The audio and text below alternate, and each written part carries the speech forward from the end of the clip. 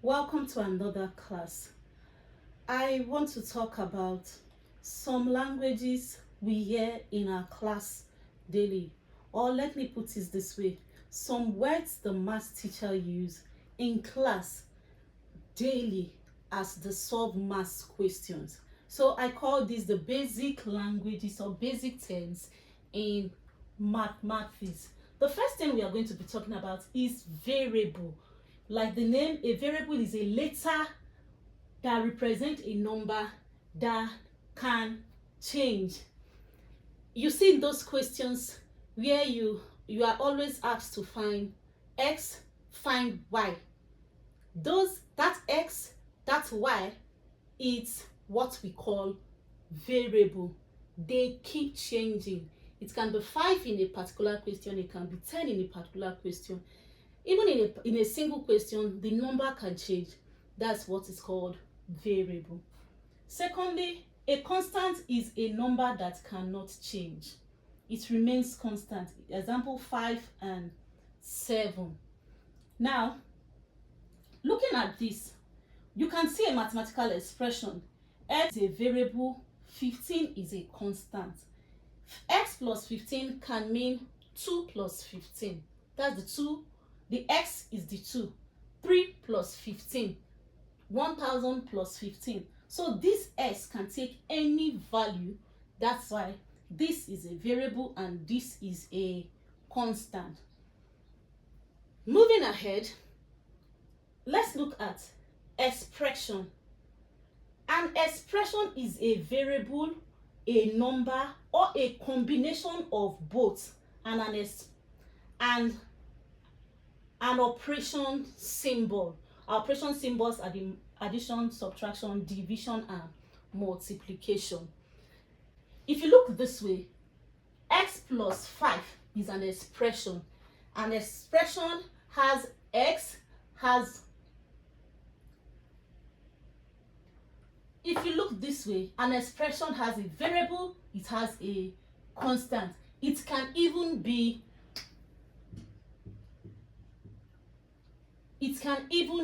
x plus y. It can be 2 or more variables or 2 or more constants.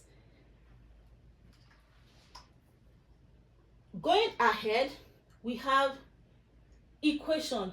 An equation is made up of an expression connected by an equal to sign. So x plus 5 equal to 15 is an equation because there's an equal to sign here. 10 plus 7 equal to 17 is an equation. You can have 2x plus 5y equal to 15 plus 20x.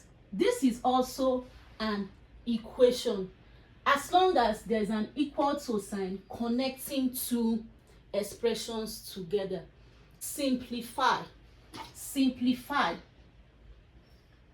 We often see in our questions, simplify. Simplify means to do all the math possible in a particular equation or an expression. In this one, we have 3 times 4 plus 1. Do all the maths here. That's the simplify. 3 times 4, 12. 12 plus 1, 13. Another term I would want us to define is exponential power or index. It depends on the language you use. When you see a raised to power n, or a superscript, that's a, n is written on top, means a multiplied n times. Let's take for example, mathematically we pronounce this as 2 raised to power 3. Some will say 2 index 3. Some will say 3 exponential 3 or 3 exponent 3.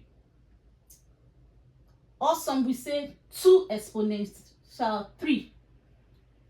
Personally, the constant term I use for this is 2 power 3 or 2 raised to power 3. And in mathematics, this 2 raised to power 3 means 2 times 2 times 2. When you have anything like this, the base here, and this is the power. The 2 here is the base, while this becomes the power. The base raised to power 3. Multiply the base the number of times by the number of times in the power. 2 times 2 times 2, which gives us 8. It is not equal to 6. That is 2 times 3. No, this is not 2 times 3. This is 2 to the power of 3. 2 multiply itself 3 times. Now, when we have these powers, if you see any number or any expression raised to the power of 2, we say the power of 2, we say square. So for example, this is 2 square. I can have x plus 2 square, which the power of 2 is called square. The power of 3 is called cube. This 2 raised to power 3, I can say it is 2 cube. I can even have x plus y raised cube. That is the power of 3. I hope we are learning.